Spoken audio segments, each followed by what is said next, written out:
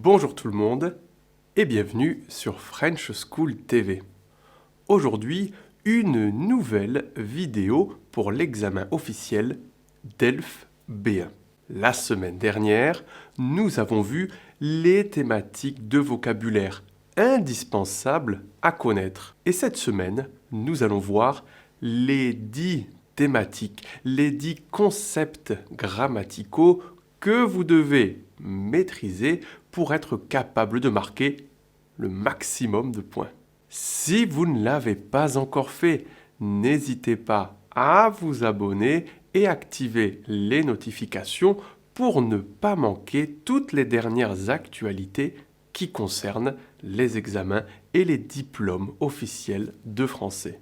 Avant de commencer, j'en profite pour remercier Preply qui est le sponsor de cette vidéo. Alors vous êtes prêts? Eh bien c'est parti, on attaque. Preply, c'est le site web ou l'application sur votre téléphone ou votre tablette qui va vous permettre de trouver le tuteur idéal pour pouvoir préparer l'examen et obtenir ce fameux diplôme DELF B1. Pour cela, c'est très facile. Il suffit de cliquer sur le lien qui se trouve dans la description et ensuite vous vous laissez guider et en quelques étapes, quelques clics, vous pourrez trouver le professeur idéal pour vous. La langue qu'il parle, sa nationalité, sa spécialité, les horaires qui sont disponibles pour vous et lui, et bien évidemment, le prix. En seulement quelques clics, vous aurez une liste de tous les professeurs qui correspondent à vos critères de recherche. Ensuite, il vous suffit de regarder les vidéos de chaque professeur et les commentaires laissés par leurs élèves pour décider quel est le meilleur pour vous. Mais en plus de ça, grâce à notre partenariat, on vous offre 50% de réduction sur votre première classe avec le code Vincent50. Alors, n'hésitez pas, cliquez sur le lien qui se trouve dans la description et trouvez le tuteur idéal pour vous. Merci Preply. Allez, on attaque.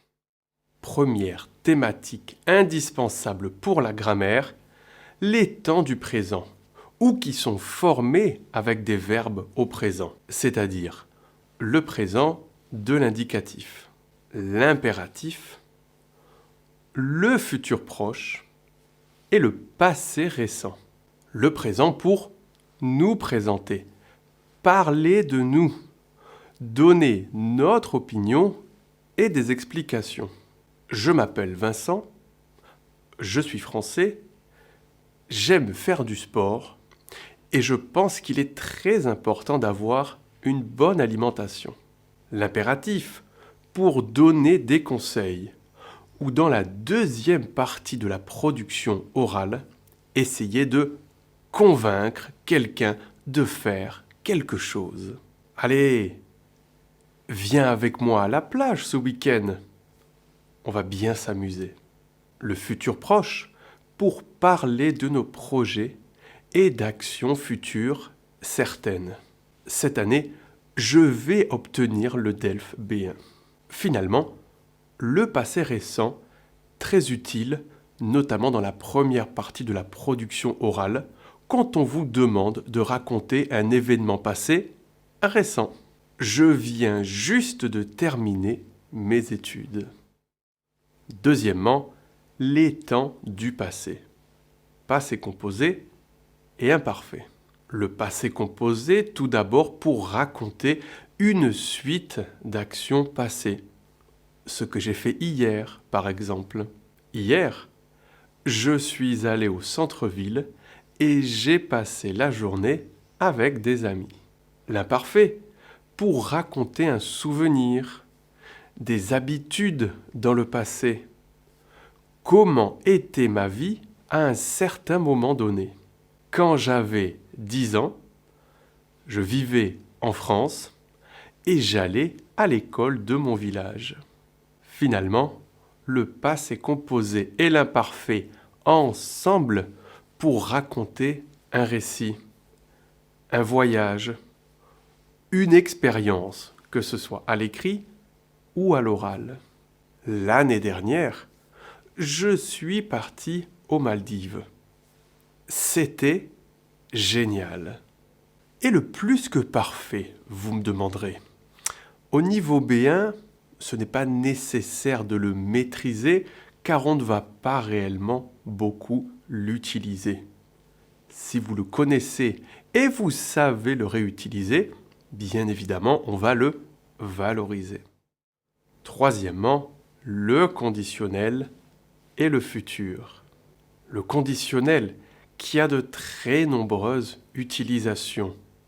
Le conseil, la volonté, le souhait, demander quelque chose avec politesse, etc., etc. Il faut le connaître. Est-ce que ce serait possible de reporter la réunion à demain? Il faudrait vraiment développer l'apprentissage des langues étrangères à l'école. Le futur, pour exprimer une hypothèse, une action future très lointaine, peu certaine. Dans 5 ans, j'imagine que je serai marié. J'aurai des enfants et j'espère que je vivrai toujours dans la même ville. Quatrièmement, le subjonctif des verbes simples et communs. Les verbes usuels, c'est-à-dire ceux que l'on utilise très fréquemment. Le subjonctif, bien évidemment, pour exprimer quelque chose de hypothétique, d'incertain, mais également des sentiments et des émotions que j'ai ressenties. Je suis content que vous acceptiez ma proposition, mais je ne suis pas sûr que ce soit la meilleure solution. Pour découvrir tous les verbes usuels au niveau B1 au subjonctif, vous pouvez regarder ce cours de grammaire en direct qui dure 1 heure avec son PDF à télécharger sur notre compte Telegram. Cinquièmement, les pronoms.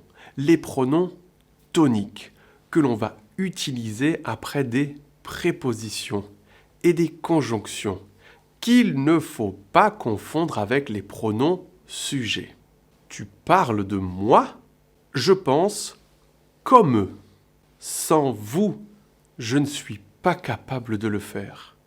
Chez moi, je passe mon temps à jouer à des jeux vidéo. C'est à elle que je fais confiance. Les pronoms relatifs simples.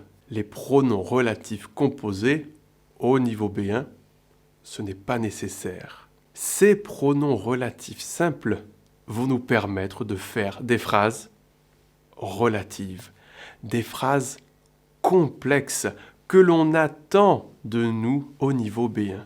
Mais en plus de cela, les pronoms relatifs nous permettent d'exprimer la mise en relief, c'est-à-dire donner de l'importance à quelque chose dans la phrase, attirer l'attention de notre lecteur ou de notre interlocuteur sur un point précis. J'ai mangé dans un restaurant que je connais bien, qui est au centre-ville, où il y a une terrasse et dont le patron est un ami. Ce qui me plaît le plus, c'est d'écouter de la musique. Et ce que je veux faire plus tard, c'est ingénieur. Septièmement, très important, la comparaison. C'est très important pour donner notre opinion. Quelque chose que l'on va faire constamment au niveau B1. Présenter des avantages ou des inconvénients. Comparer une chose avec une autre chose. Je crois qu'il y a plus de possibilités de limiter notre consommation électrique avec des ampoules LED. La meilleure solution pour notre ville, c'est d'avoir moins de voitures qui circulent dans le centre. Cette solution est moins dangereuse, plus facile à mettre en place est aussi efficace que la précédente. Numéro 8. Les connecteurs. Les connecteurs, les articulateurs du discours qui vont nous aider à faire comprendre à notre lecteur ou interlocuteur quelle est notre pensée, qui vont également nous permettre de gagner des points dans la cohérence et dans la cohésion de ce que l'on dit ou écrit. Des connecteurs de chronologie, d'abord, ensuite, plus tard, finalement.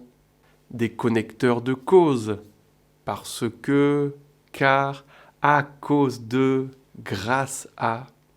Des connecteurs de conséquences, donc, alors, voilà pourquoi.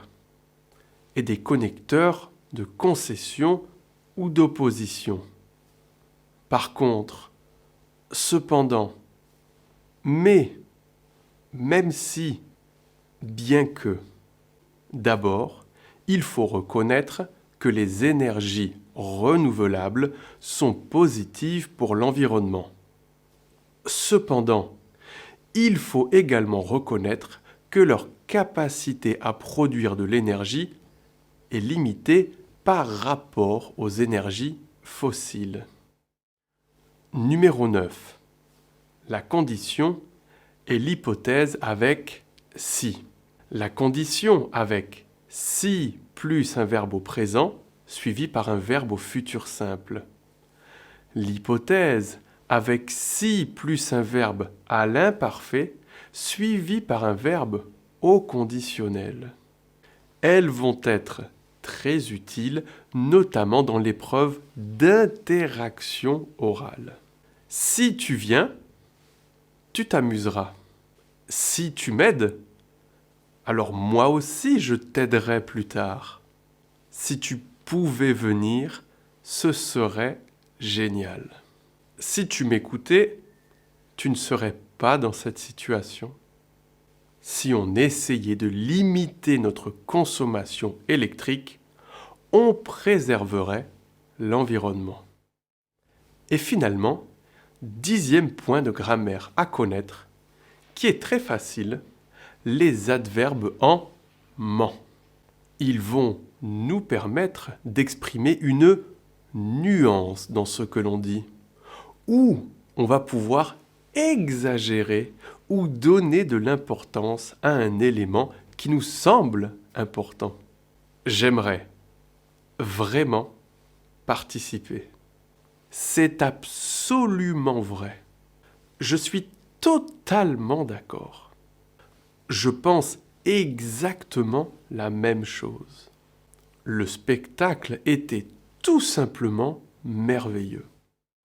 Rappelez-vous que si vous êtes membre exclusif ou premium de French School TV, en plus de cette leçon, vous avez un PDF avec toute la grammaire, les exemples et des exercices à réaliser pour améliorer vos compétences. Si vous souhaitez devenir membre, c'est très facile.